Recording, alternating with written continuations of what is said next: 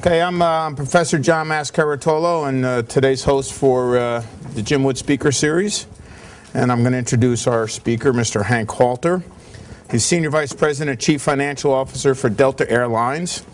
As CFO, Mr. Halter is responsible for the finance and planning of Delta's $35 billion operation. He directs developments of annual and long-range business plans and works closely with operating units to ensure financial performance objectives are achieved.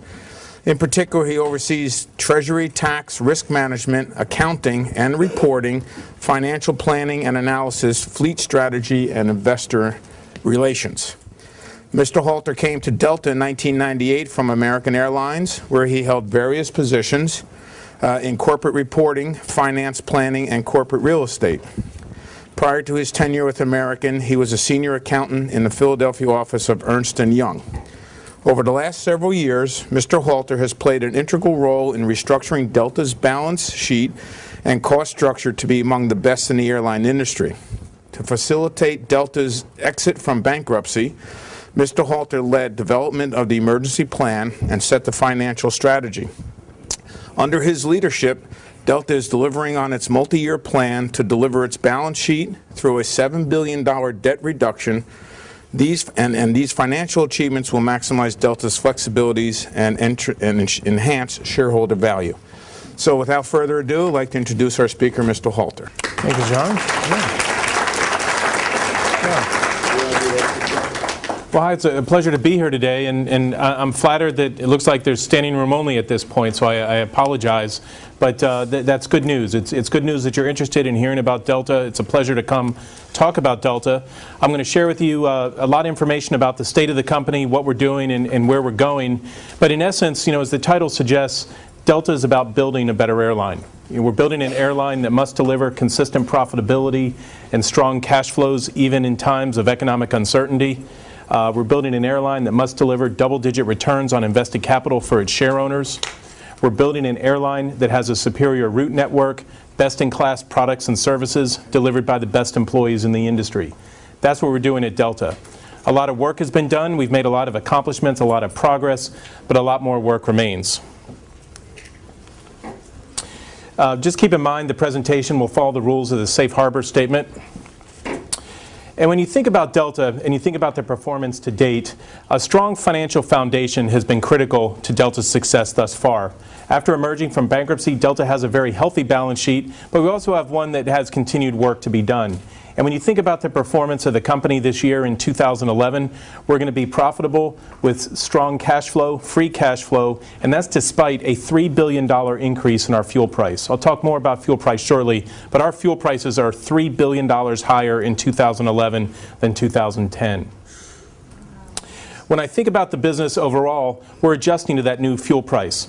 We're aligning our revenues, our costs, and our capital spending to build a sustainable business model, one that is capable of sustaining the business at fuel prices north of $3. And today the prices are north of $3, and that's okay because we've got a business model that's capable of that. And we're positioned for long-term success at Delta Airlines. We've got strong operating cash flows. We've got a very prudent and disciplined capital spending program that will allow us to develop free cash flow and use that free cash flow to continue paying down debt and continue delevering our balance sheet to overall strengthen the company. Now looking at this chart here, this chart illustrates our September quarter results. So we just finished closing the September quarter not too long ago. We reported our results, and you can see Delta was the most profitable carrier of our industry peer set for the third quarter this year. We delivered operating income of almost $1.1 billion. We had an operating margin of almost 11%. And on the right side of the chart, it gives you a little bit of perspective about what was going on at Delta during the quarter. We saw our revenues increase 10%. We generated a unit revenue premium to the industry because of strong demand, strong traffic, and revenue management and other things that I'll talk about shortly. Our revenue almost fully offset $1 billion of higher fuel price. I mentioned $3 billion for the full year as our increased fuel bill. For the September quarter alone, it was $1 billion. When you think about our fuel, one of the things that we do is hedge our fuel, and our hedging delivered about $100 million of gains. Delta had the lowest fuel price in the airline industry in the September quarter. All in, we paid $3.09 a gallon, and that compares very favorably to some other airlines that didn't have such a profitable hedging strategy. And overall, we're on course to de-lever our balance sheet. And by de-levering, that means paying down debt to make the airline more limber, particularly as it comes to cash flow uses, where we put our cash flow. Right now, we're in a process of de-levering the balance sheet to pay down about $7 billion of debt over 3 years. We hit $14 billion at the end of September, and we're on track to hit $10 billion sometime in 2013. And again, I have more information on that as well.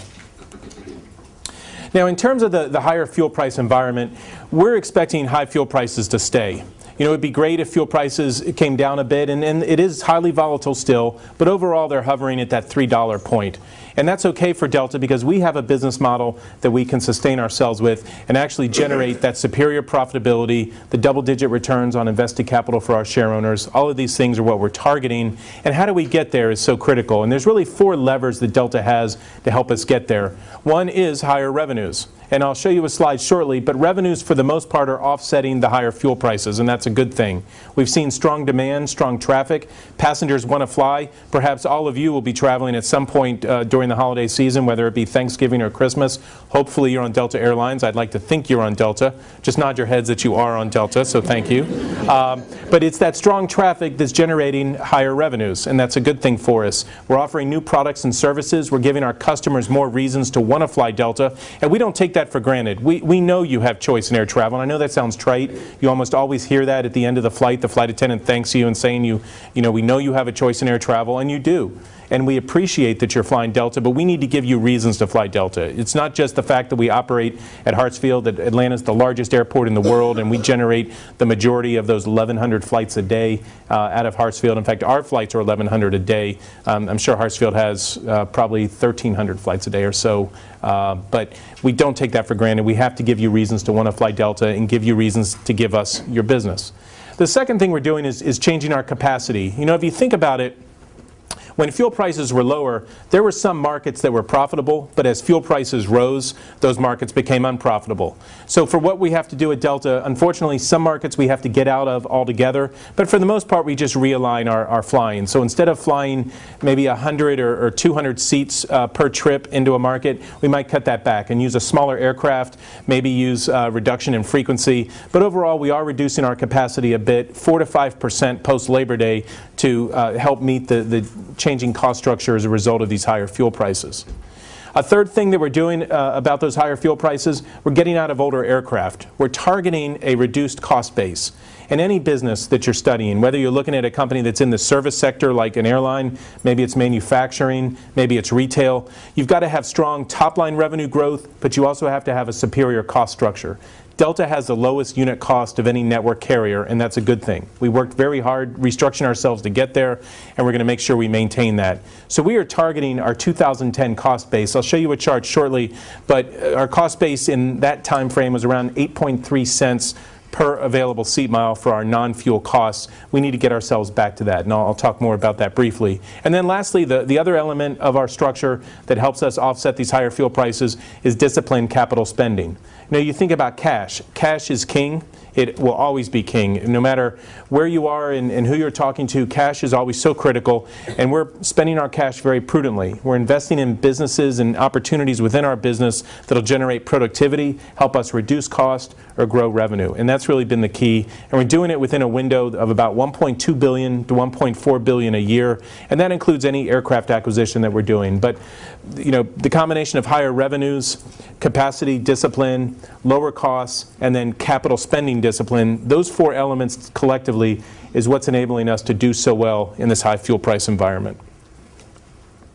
Now, this slide here illustrates 9 months 2010 versus 9 months 2011. You can see a year ago, the far left bar, Delta had about $1.3 billion of profit for the first 9 months of 2010. And then since the year began, we've generated about $2.8 billion of revenue above 2010 levels. And then you can see our fuel price. For the first 9 months, our fuel price was up about $2.5 billion. But what those two middle bars illustrate is that our revenues are covering the higher fuel prices. And that's what business is supposed to do. When input costs grow, you need to figure out ways to offset that. One way you do it is with higher revenue streams. And it's not just raising fares. I mean, some of that is contributing to the $2.8 billion of revenue. But it's also about how you fly your airline, where you fly it, what products and services you're offering your customers, offering customers opportunities to buy things that they otherwise either had included in the ticket price or otherwise may not have wanted to buy, offering them that opportunity. Those are the kind of things that are driving that additional revenue stream. We also at Delta have a very large cargo business. That cargo business has seen tremendous growth over the year, but that contributes nicely to the revenue stream. We also do third-party maintenance for other airlines. So, as you drive around the airport, you see the large Delta hangars there. Usually those hangars are doing work for Delta. Occasionally they're doing work for other airlines. You might even see another airline aircraft parked right on the ramp in front of that hangar. That's an example of some of that revenue that we're doing. We're doing revenue for other airlines, maintaining and fixing or repairing their planes as necessary. The next bar over you see next to fuel is what we call non-fuel costs. And those are cost increases of over $700 million. Those are investments we've made in our business this year, investments in our people. At Delta Airlines, our Delta employees are the greatest asset we have. In a service business, you have to rely on your employees and you have to invest in your employees, because if you expect those employees to give superior customer service, you've got to invest in those people to do that. If you shortchange your greatest asset, how on earth can you expect them to in turn give superior customer service? And then how in turn can I expect you to want to do business with Delta Airlines through your air travel? So we've invested in our employees. We invested in infrastructure, service recovery. If you think about when there's a storm over Atlanta and the airport shuts down temporarily, because Atlanta is so big, literally flights across the globe start getting backed up and delayed because Atlanta Hartsfield-Jackson Airport is backed up. Those kind of delays are costly. We have customers that are connecting at various points across the globe. When they misconnect, sometimes those passengers have to be accommodated in hotels or on other airlines. And those are some investments that we're making to help ease that irregular operation cost. But overall, that's what's contributing to that investment as well. But you can see the key to this slide is so important that revenues are covering that higher fuel cost. And as I mentioned, this is 9 months. For the full year, you'll probably see a gross fuel price increase of about $3 billion. And most of that $3 billion we did not plan for this year.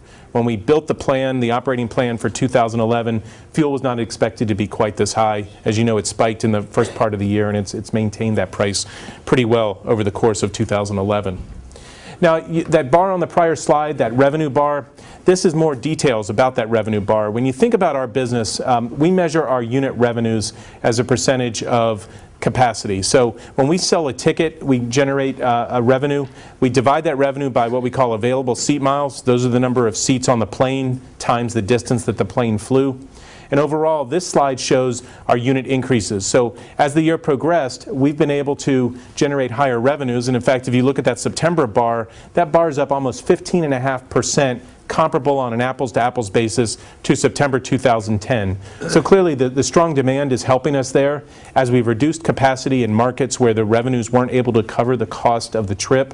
In some cases, we've just eliminated that capacity altogether. In some cases, we've retired the aircraft. It was getting old. It was very costly to maintain that. Think about some cars, an automobile. When it gets old, at some point you keep repairing it, but at some point it's time to get rid of that car. That's what we're doing with aircraft. Our aircraft are always safe. There's no question there, but it becomes more expensive to maintain those planes. So for Delta, at some point, when revenues aren't covering the costs of the input to run the airline, one option is to reduce capacity, and that's what we've done there. But overall, a very good story on revenue performance thanks to strong demand. Now, some of the things that we're doing to give you reasons to want to fly Delta are illustrated by this slide.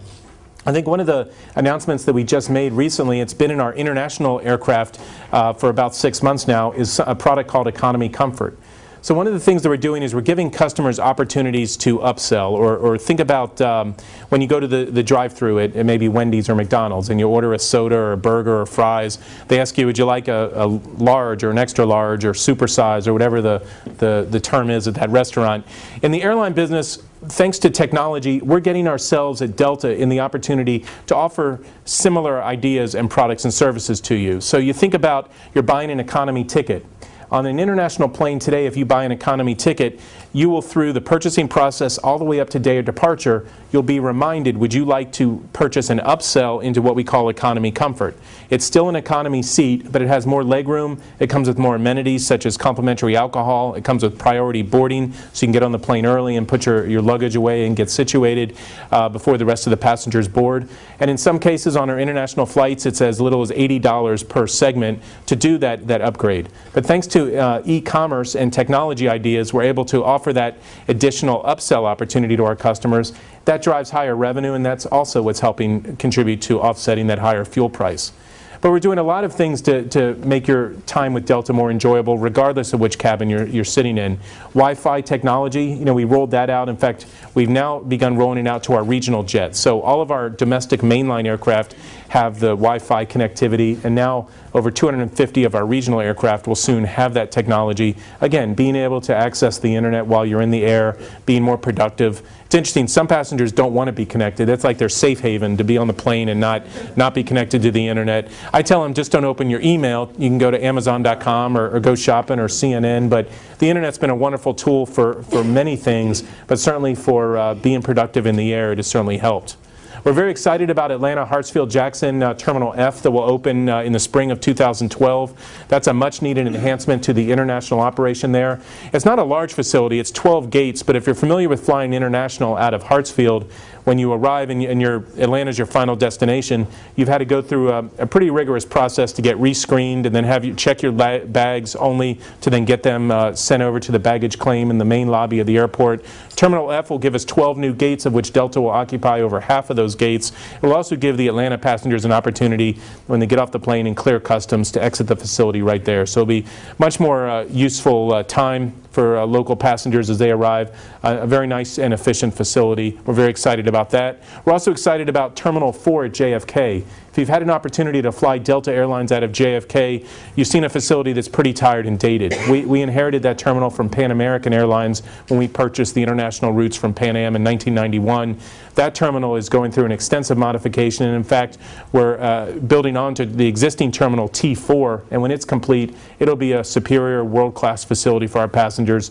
That'll be completed in the spring of 2013, so less than 2 years away for that facility upgrade. But a host of things that we're doing behind the scenes, e-commerce, giving you more opportunities as you book your travel with Delta, giving you opportunity to do other things that you today probably would go to another website to do, like car and hotel rental. A whole host of things will be rolling out in 2012 as we have a new e-commerce platform coming in. But overall, we're giving you more reasons to fly Delta because, again, we don't take it for granted that you're going to fly Delta. We have to give you reasons to fly Delta, and these products and offerings and enhancements are some of the things that give you reason to come back.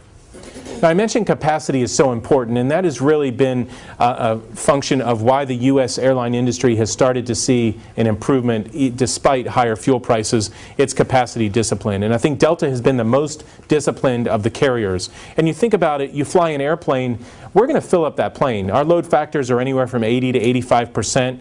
Think about when you travel, when was the last time you had an empty seat next to you? You rarely see an empty seat on the plane, and if you do, it's because it's the 5:30 a.m. departure, or maybe it's the red-eye flight out of the West Coast back to Atlanta. It's tough to see an empty seat on those planes. So we can fill up the plane, no question, but to fill up the plane, highly elastic pricing, demand and supply dictates that we're going to have to lower those fares very low to fill up that plane. And we can do that, but we're going to likely have a significant loss on that trip when we have to do that. So rather than do that, we reduce capacity. I mentioned that we're trying to get our costs lower. One of the reasons that we can lower our cost is reducing our maintenance expense because some of our aircraft are older and we could easily retire them. So when you look at this chart here, this shows you what we're doing post-Labor Day, really fourth quarter with our capacity. We're reducing the airline size between 4% and 5%. Our domestic footprint will be down 3% to 5%. Largely Memphis is seeing the biggest change there with departures. Regional departures will be down about 25%.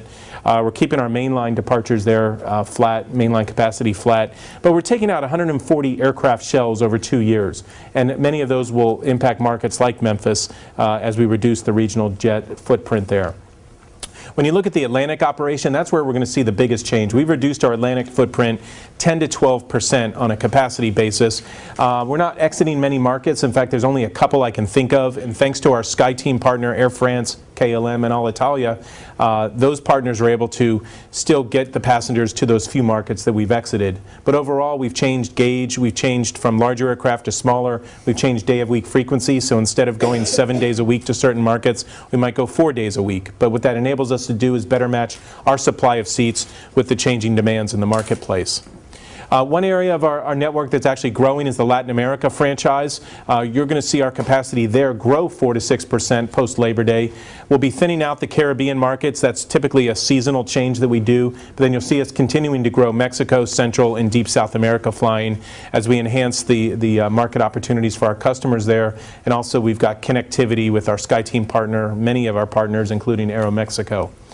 And then lastly, Pacific. Pacific will see basically a flat capacity change. We do have some up gauge and down gauge and frequency changes across Narita, but overall the Pacific entity will be about flat. But as you see, we're changing our capacity downward 4 to 5%. We're seeing revenue increases across the board, and on a unit basis, we're also seeing unit revenue increases. But that is a function of how we gauge our capacity and then also what the demand in the marketplace is doing. Now, in terms of cost, I mentioned any business, whatever industry you're in, you've got to be cost competitive. And thanks to the work that we've done at Delta over the years, Delta has the lowest unit cost of the network carriers. Now, there's some carriers like JetBlue and Southwest that have a lower overall cost structure than Delta, but there's really network reasons for that. And when you think about the costs of a carrier like JetBlue or Southwest, those carriers are domestic only. They go to a handful of cities, typically 40 to 50, maybe 60 cities, but they don't fly to the network that Delta does. We fly to over 360 cities, 66 countries, 6 continents. You won't see that at a carrier like Southwest or JetBlue. But by being a smaller carrier like they are, and by going only to select markets, that's how they're able to keep their costs low. But while their costs are low, their revenues are also low. So a network airline like Delta, much larger cost base, much more complexity to run in the operation, but we still have maintained and achieved lowest cost structure of those network carriers. Now, what we do have is investments going on in the business, and we have to make those investments. Again, we have to give you reasons to want to fly Delta, but it costs money to do that. So we have to be productive. So as we invest in technology, and this year we'll spend almost $200 million in technology, almost all of that, if not all of that technology, is geared towards productivity. So productivity enables us to give you an amenity. Perhaps booking your ticket is something you like to have more control of your experience on Delta.com. We like it when you're doing that because you're doing it yourself and you're not using a Delta resource to do that, and we're able to have a lower cost structure behind the scenes. But one thing we do have to do is get back to those 2009, 2010 cost levels where our costs were about 8.3 cents. You can see on this chart that our costs this year in 2011 are up about 3%. And 3% doesn't sound like a lot, but if you're up 3% this year, you're up several percent next year, and the year after, pretty soon you're going to lose that best-in-class cost structure. And that's so important for any business, because if you have a higher cost structure than your competitors, ultimately your competitors can charge a lower fee, a lower revenue, and be profitable. You'll be forced to match that revenue for competitive reasons, but you'll find yourself that you're in a deficit and you're in a loss position. That's exactly what happened to Delta for many years in early 2000s when we had low-cost competitors charging far lower fares than what Delta could afford to charge, but we in most cases were matching those fares because we didn't want to give our customers reasons to fly another airline, and consequently we found ourselves in a significant deficit because our costs were way up here when our revenues were much lower. One of the things that we're very excited about is a new aircraft order that we just placed. We ordered 100 737-900ER aircraft from the Boeing company. Those will start delivering in 2013. Those aircraft will replace some of our older aircraft, some of our 757s, A320s, and even some 767 aircraft will retire from the system between 2013 and 2018. Those aircraft are cash flow positive in the first year of operation. They'll be earnings accretive to us at Delta. They come with 15 to 20% lower fuel burn. Maintenance will be far lower on those aircraft. And we're paying for those aircraft within our stipulated desired capital spending target of $1.2 billion to $1.4 billion a year. These aircraft fit very nicely into that capital spending window. I'll talk more about that shortly. But what's critical is that we don't grow faster than what the marketplace dictates. And in fact, in our case, these aircraft are what we call capacity neutral. They'll be coming in just as we're taking older aircraft out, so we're not growing the airline, rather we're just refleeting the airline with a much more efficient aircraft type. So very excited for these planes. These planes will be ultra modern. They'll have in-seat video at every seat. They'll have power ports. Those of you that want to use your laptops or need to recharge your iPads or iPods, you'll have the ability to do that on the plane. A much more comfortable, inviting experience. And these planes will also have that economy comfort product, as all of our domestic aircraft will have that by the beginning of next year. So overall, a very exciting time for Delta, something that we're looking forward to, because not only will it give you another reason to want to fly Delta for the comforts of that aircraft, we will like it because it will be much more fuel efficient and much more maintenance efficient. Now, I mentioned capital spending, and for an airline like Delta, we could spend billions of dollars. In fact, there were years where Delta spent almost $3 billion on capital, and we don't do that anymore, and there's a reason for that. We need to be very judicious with our cash usage, use our cash to invest in the business somewhat, but also use that cash to pay down debt. I'll show you a slide shortly, but debt is very expensive. You know, you think about credit card debt, or you think about a mortgage or a car payment, or any kind of debt, student loans even, they come at an interest expense.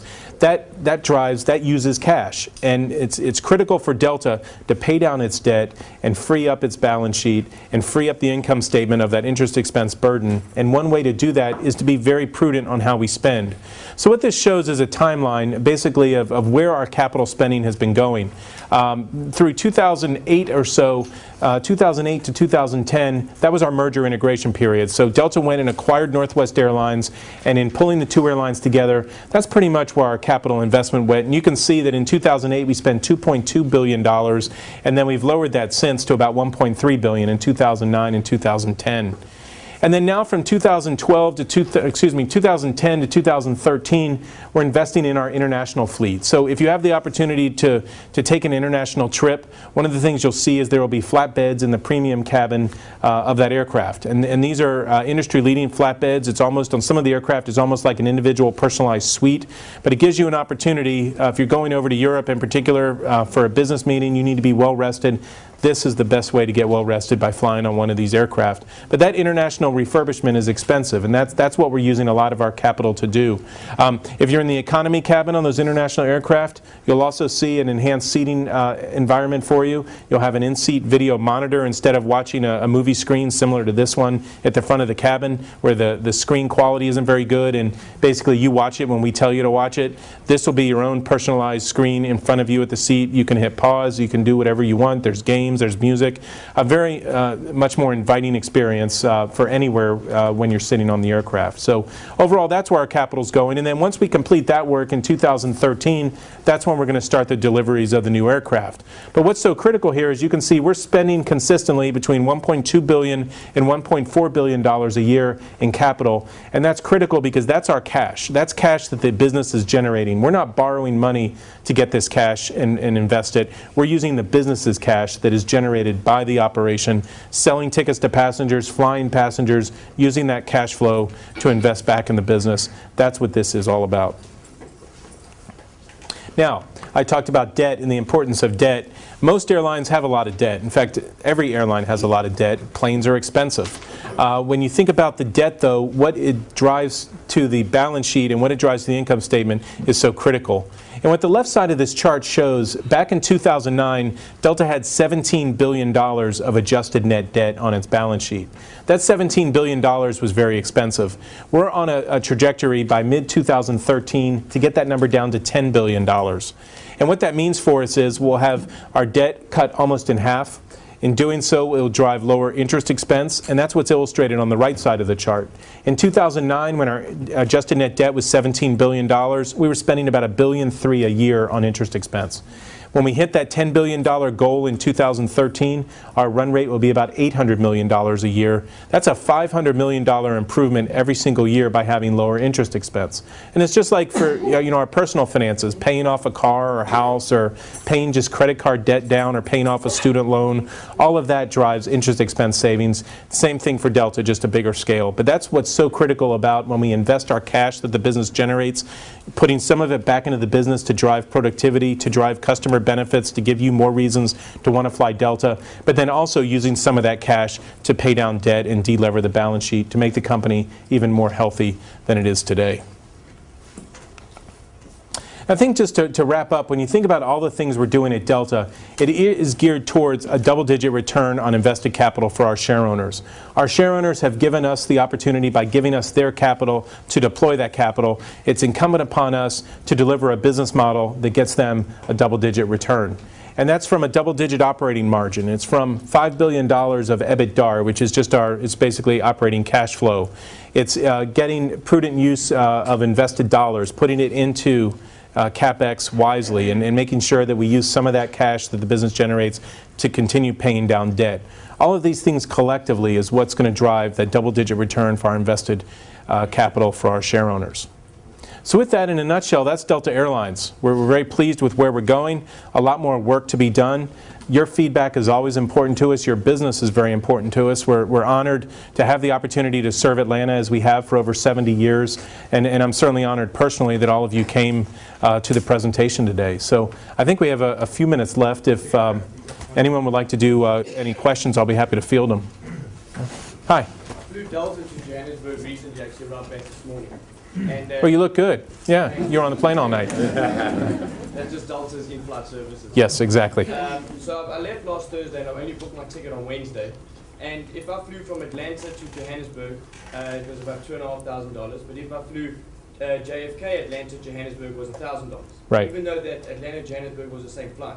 Yes. So what's the reason? Yep, that's called revenue management, and that's something that's very unique in the airline business. But on each flight, there is an assumption based on years of historical data as to when passengers are going to book those seats. So if the plane has 200 seats, every single seat on that plane is not priced the same. And of those 200 seats, there's some seats that will be sold 330 days out. Those will be the cheapest seats. There's other seats that will be priced higher for last-minute travelers and like yourself. And then in between, there's seats that we expected to be sold at the last minute, and because of changing demand and changing traffic patterns, some of that might be the reason that you were able to see that price differential, really an arbitrage on that JFK, Atlanta, Johannesburg pricing. So it's really a function of demand, expected demand, what is actually happening as the flight day approaches, and then also just our expectations of the segmented traveler base, how many are going to be traveling at the lowest fare versus how many are going to be that last minute business traveler. So, but thank you for your business. Hi. When do you anticipate the merger, the full merger of Northwest and Delta? Sure. Actually, we have completed that merger. For all intents and purposes, we closed on the merger in October of 2008, and at the end of 2010, we were substantially complete. One of the things that's still going on behind the scenes that you won't see as a customer is in our maintenance area. There's some system conversion work that's still going on. That'll be completed in the first part of first quarter 2012. But our networks have been combined, all of the liveries have been combined, the frequent flyer program, the reservation platform, which is one of the riskiest conversions in an airline merger, is to get the reservation and frequent flyer databases combined. We completed that last year as well. Our employees have voted on representation. So one of the things that most airlines are very union labor represented. Delta is an airline that, since its inception, has been largely non-union. Our pilots are represented by a union, and there's also another small employee group of about 100 employees that are represented. As a result of the merger, our employees voted. They voted overwhelmingly to not want representation. Now the National Mediation Board is working through the logistics following that vote, but that's really the last remaining item to close on the labor front. But for the most part, you shouldn't see that there's two airlines there. There's always some growing, and we always have training going on to make sure that the consistent Delta service is felt across the network. But obviously that takes time. It doesn't happen overnight. But we've got an infrastructure to help continue growing that service philosophy. Hi. Thank you. What can you ensure for your employees?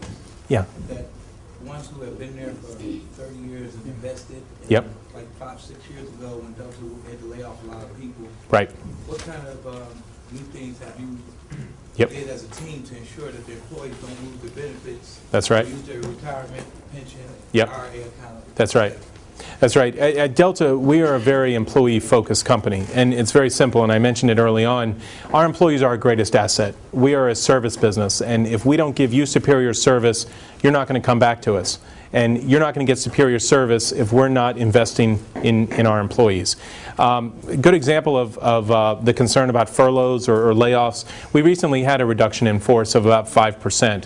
We did it all through voluntary programs. We offered our employees an enticement of a financial nature. If you're interested in transiting out of the company at this point, you'll receive compensation and a benefit structure to assist you with that.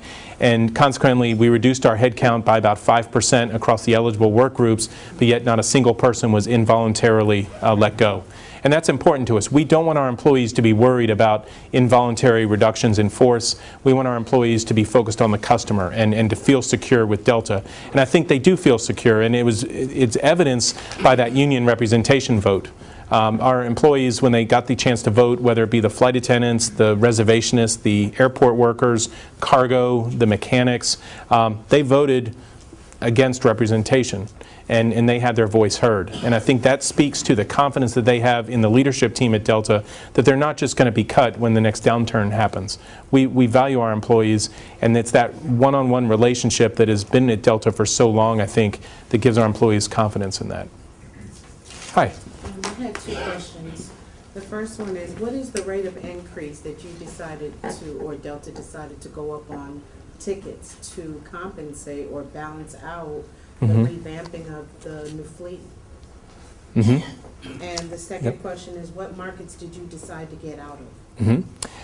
The first question on the fare increases, I think the slide I showed might help illustrate that. It's the slide where, our unit revenues in January went up, I think, about 6%, and then through the course of the year, I think May saw a pretty healthy increase, and then September also saw an increase. That's on a unit basis, but I think what that does is illustrates the strong demand we have, and then the revenue through the revenue management programs, through the ancillary businesses, through the merchandising we're doing. Those are elements that help contribute to funding the operation and funding that additional investment back in the business. So for those aircraft, which come in 2013, that's certainly there. But really, that revenue largely offset the higher fuel price, and that was that earlier slide I showed. What was your second question? I apologize. Which markets did you mention early on that there were some markets you decided to get out of? One of the markets was Cairo, Egypt. Another one was Kiev. And I think for those two markets that we got out of, the reason they were selected was the Delta direct traffic was not as strong as some other markets, and it's all about using your fleet to optimize. So if, even if the market was profitable, if you can take that aircraft and put it elsewhere and get even a greater return, you'll do that. Now, those two markets were good markets for us to do that in, though, because Air France, KLM, and Alitalia serve those markets, and we schedule our airline collectively with those airlines such that you might be on a Delta flight into Rome or into Milan, and then Alitalia will then connect you over to another part. Same thing with Air France and Charles de Gaulle in Paris and KLM in Amsterdam.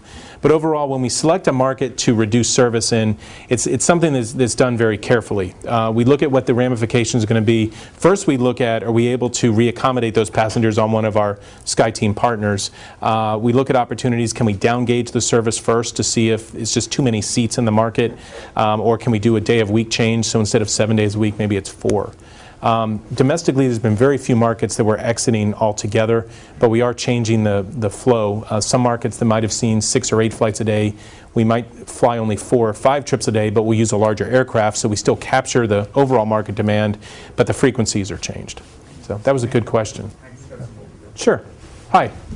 Halter, I have 3 related questions. First, what was your strategy for going from being an undergraduate accounting student to being chief financial officer? No, you want to know the secret? You just work hard. I'm good with numbers. I'd tell you another secret. It's a little geeky. I always wanted to be a pilot, but I'm colorblind, so pilots can't be colorblind. I have Microsoft Flight Simulator on my computer at home. That's the closest I can get to a cockpit. But I've always been fascinated by the airline business. I love the airline business, and when I worked at Ernst & Young for 4 years, and after a few years there, I realized that's not a career I wanted to do long term. It's a wonderful place to go train, and some people do make it a lifelong career. For me, I was less interested in pursuing that long term, so then I went to graduate school, and one of my pursuits in graduate school was to get on with an airline. And at the time, I graduated from graduate school in 1993. Delta really wasn't doing external hiring in finance. To work in finance back in those days at Delta, you would start somewhere else in the company and then you'd transition into that role. So I went with American Airlines and got wonderful training there for 5 years. And then by the time 1998 came around, Delta was doing external hiring into finance. It was a great opportunity to come to Delta, and it's been a wonderful 13 years. But it's a fun business. It's infectious. Related to that, do you have any advice to give to our students, particularly our accounting students? And related to that, how much office politics did you encounter on the way up? And do you have any advice to our students as to how to deal with office politics? Yeah, no, it's tough. You always have politics, whether you're in a school, whether you're in a small company or a large, multinational global corporation. Working hard. I'm very sincere with that. Focusing less on what do people think of you, or what are the politics, or what's he doing or what's she doing, but rather, what is your job? And some advice that was given to me by the CEO of American Airlines before he retired. His name was Robert Crandall. He was a gentleman that was father to many things in the industry: frequent flyer programs, hub and spoke, revenue management. But one of the things he said is always go for the worst job in the company, because that's where you'll make the greatest name for yourself. So don't take the easy way out and take the fun job every time. Go for a job that maybe isn't so popular because it might not be so much fun, or it might be a quagmire. That's where you'll really learn. And I think of that today, working at Delta during our bankruptcy. Bankruptcy is not something that you want to go through. It's something that you have to go through at some point. If you face those economic conditions, you're really left with one course, and that's the Chapter 11 or one of the other chapter processes. I learned more about business going through that restructuring than I would have if I had been at a healthy company that same amount of time. So really going for the job that's maybe least desirable, because it's a lot of work, a lot of heavy lifting. You're going to learn much more there, and you'll make a much better name for yourself than taking the easy path. And I'm not saying don't try to find an enjoyable job, but don't shy away from the ones that are less fun sometimes. Those are great questions. Thank you for asking that. Yeah, I'll go right in the back. Going back to the merger that was in 2008 and 2010, when the merger occurred, Yeah. I think your spending was at $2.2 billion. It was a little, okay. The very next year, it was at 1.3. What do you attribute to that big difference in that merger? It was aircraft purchases. That's a good point. That was our capital spending, and it's interesting, for about 8 years, from like 2000 to 2008, Delta and Northwest added together collectively spent about $2.8 billion a year. And then you're right, in that chart, I think in that last year, the combined company spent $2.2 billion on aircraft. It's important. You have to refleet yourself. You can't fly with just older aircraft all the time, but you have to be prudent about it. It's like your car. Your car, you can continue investing in it, doing overhauls and changing the tires and such. But at some point, it becomes impractical to keep doing that. You can keep doing it, and it will be a safe car, but it's going to be a very expensive car. That's what the airlines were facing, Delta and Northwest individually, between 2000 and 2008. We had to refleet ourselves. What we're doing now, I think, is something that we're on a fleet refurbishment schedule, such that we're investing in the aircraft a little more frequently than we were before. Before, it was more ebb and flow. You have time to do the work. We'll do it now, and then we're going to invest less and less, and then we'll invest some more and invest less and less. Now we're looking really at a steady investment between $1.2 billion and $1.4 billion a year. That'll enable us to refleet ourselves continually, give our customers new modern equipment, but at the same time have them on aircraft that might be older than take our 767s, for example. Some of those planes are 20 years old, but you'll get on one of those planes today and the interior will be brand new. So from your perspective, you want a comfortable seat that's safe and reliable. You want to get from Atlanta to wherever on time. We'll give you that. And you won't know that it's a 20-year aircraft. We know it because the maintenance cost is higher. But over time, that aircraft will be refleeted as well. But we keep it in that steady band, and that's a much more efficient way to use our capital. Hi. What's the average lifespan of one of your aircraft? Another good question.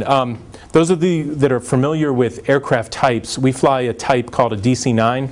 Today we fly, it's called a DC-9-50. I think some of those planes are close to 40 years old. That doesn't mean they're not safe, but I guarantee you the fuel efficiency on those planes is one of the worst we have. And consequently, that plane the last one of those will retire in 2012. The newest plane, our 737-900s, which come in 2013, those planes could go 25, 30 years or more. I think Northwest had a model of just keep refurbishing the plane and fly it as long as you can, and those DC-9s were very well built. Those planes were made to fly as long as they are, but even those planes they've put in their time, and if you want to buy one, by the way, we've got plenty. How long does it take to get an international route? Yeah. And then what's the cost associated? Yep, that's a good question. When you think about global expansion, we now serve 6 continents. Usually on the international routes, most markets require that you get regulatory approval from both parties, from the U.S. side and the other side. I guess our recent continent is Australia. We started service over there about 2 years ago, and it took some time to get the regulatory approval over there. And then something else that you want to do is you want to start code share relationships. So with Virgin Australia, for example, is one opportunity there to feed passengers to Sydney and then have those passengers in Sydney connect to a Delta Airlines flight, and then that flight goes Sydney to Los Angeles, and then that gets them into the Delta network. It takes time and it is expensive. Getting the actual routes isn't that expensive, although sometimes it can be if you have to buy that authority from maybe another carrier. But if it's a market that's open, it's just the regulatory process you have to go through. But then developing that customer base is so important. You can imagine if you live in Australia and you're looking for an airline, Qantas is very eager to get your business there, and they're going to give you every reason to not want to look at Delta. It's going to be expensive for us, but in some cases we may have to lower our prices a bit to stimulate demand. Stimulating demand gets a customer on Delta, gets them to see the superior service we offer, gets them familiar with the Delta network, and over time that'll be a prosperous venture. But there are some startup costs. Just like any business has startup costs, a new route is very costly to start. That's why it's important to have that relationship with one of your SkyTeam partners because they can help funnel customers to a new route. Can you speak to Southwest entry? Sure. Southwest purchased AirTran in May of this year, and I think the first Southwest flights, if I'm not mistaken, will start here in February and then a few more in March. But it's an example of industry consolidation, and consolidation is not new for the airlines. You think about Delta. If you look at our lineage, back in the early 70s, Delta purchased Northeastern Airlines, or Northeast Airlines I think it was called, up in the Northeast. They think were headquartered in the Boston area in New England. Delta purchased Western Airlines in the mid-80s. We purchased the transatlantic routes from Pan Am in the early 90s. The Northwest acquisition in 2008. So United recently purchased Continental, and now Southwest is purchased AirTran and is integrating that. We welcome the competition. I think the customers are going to be the greatest beneficiaries of that. If you look at the Delta Northwest example, as a result of the two companies coming together, customers on both sides of the network, so whether you were, perhaps you lived in Atlanta, so you were a loyal Delta customer, or maybe you lived in Minneapolis and you were a loyal Northwest customer, you've got many more opportunities today post-merger than you had before the merger. So I think that the traveling public is going to benefit the most from that Southwest AirTran combination. But certainly we support it. We've competed against Southwest for many, many years, looking at the Salt Lake market, for example. So we welcome it, and I think for Atlanta it's overall a very good thing. Hi. Do you offer internships, and what kind of internships? Yeah, we do. We have an intern program largely in finance. We will hire maybe 3 or 4 interns for the summer period, and they work in a variety of roles within corporate finance, whether it be a financial planning or analysis role. They might work in a division role. So, at the maintenance base, for example, we've got a core team of finance professionals that do the finances for that maintenance operation. Really any of our operational areas, whether it be in-flight service, catering, the pilots, flight operations, but yes, and if feel free to contact me, and I'll get you the HR, human resources contact information. We typically do the interviews in the springtime for summer, the traditional summer months. Great. Hi. With variation and service recovery, is Yeah. this some kind of industry excess capacity number that you work with? No, it's really market demands. When you think about the capacity in the transatlantic entity, for example, there were many more seats this past winter, or actually past in earlier this year, like in the summertime, than were necessary. So we were reducing our transatlantic capacity considerably. It's down 10 to 12% post Labor Day. So we will, look at demand in the marketplace and then put the equipment in. Our challenge is sometimes you have to look out 6 months and make an estimate of what you think is going to be happening 6 months from today. And as you know, in any business, the world is so volatile. An assumption you make today for 30 days from now is likely to be off. Imagine what it is in the airline business planning 6 months out.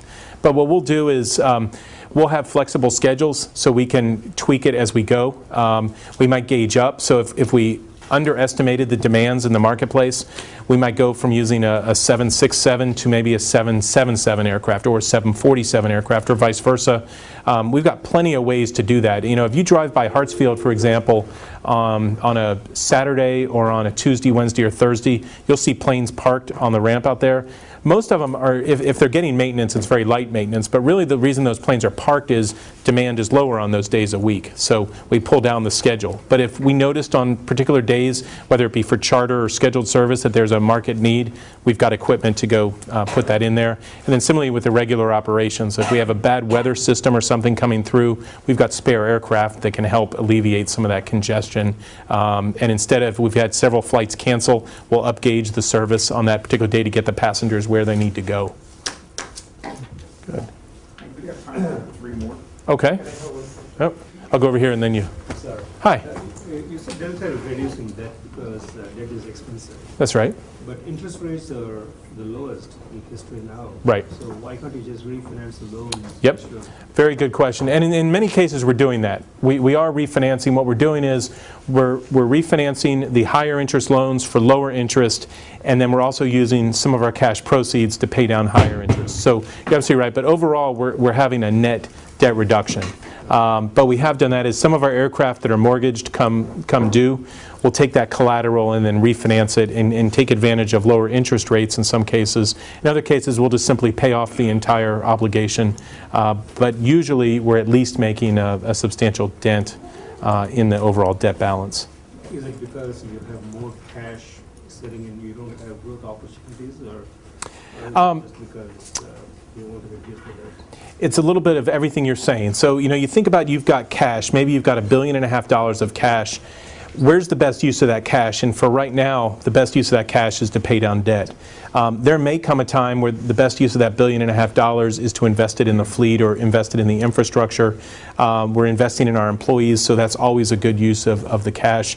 But for right now, given what our interest rates are on our existing debt, and given our cash flow requirements, paying down debt is the best thing for us. Good question.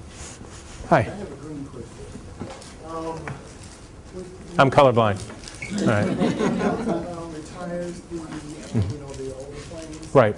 What happens to them? Yep. And what percentage of those parts can be used into newer, more Yep. fuel efficient? That is another great question. When we retire a plane, usually that plane is done with its service life. Very rarely will we take a plane, retire it from Delta, and then there's someone out there that wants it. One exception to that is cargo operators. A couple years ago, we were able to sell many of our 767s and 757s to the cargo operators.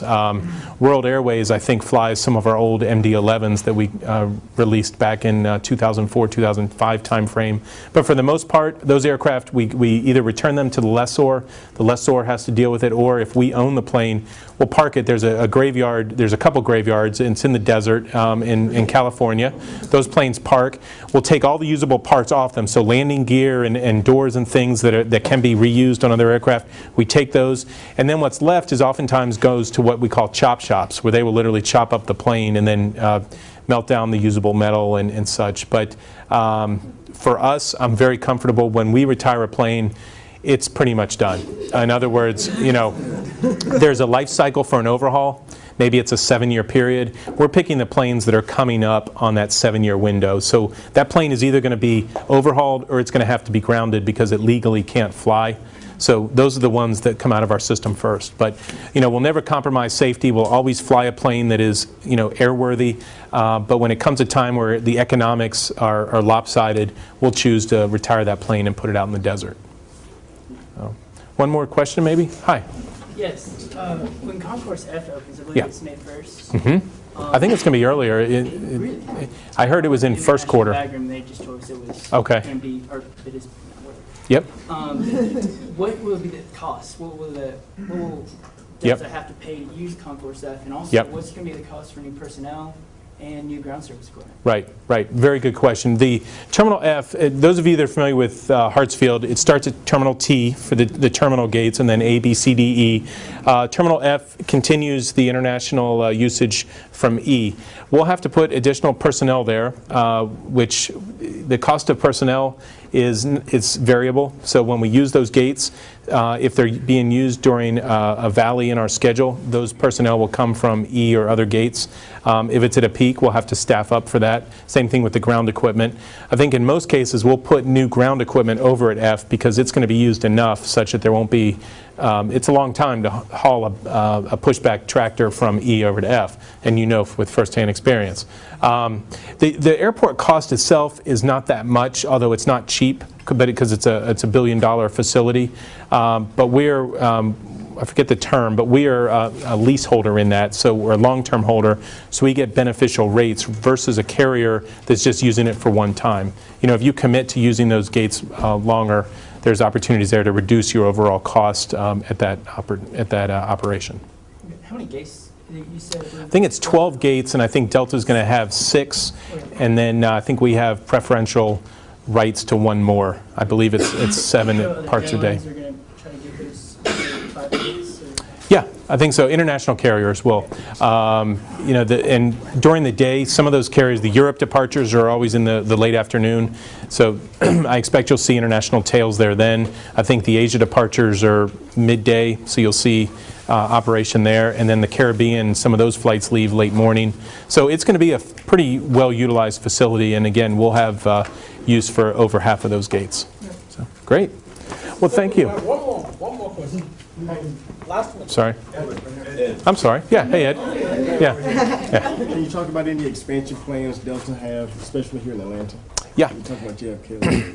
Well, what we're doing on the domestic system is always fine-tuning. And in Atlanta, you can go virtually anywhere in the world out of Atlanta. And if you can't get there nonstop out of Atlanta, chances are it's one stop from Atlanta to get to that destination. So JFK is one of the gateways. What we're doing at JFK is through this construction process, we're still maintaining the schedule we have, but I'm hopeful that in 2013, once the new terminal opens, you'll see more international, particularly Europe opportunities out of JFK. The changes we're having in Atlanta are pretty minimal. We're having frequency changes and gauge changes, but for the most part, we're maintaining the domestic footprint quite well. That 3 to 5% reduction was largely very small markets out of Memphis and some markets that can be served from other hubs. So that's what the regional change is going on there. But for the most part, domestic is just really about moving gauge and time of day and frequencies. Good. Thank you.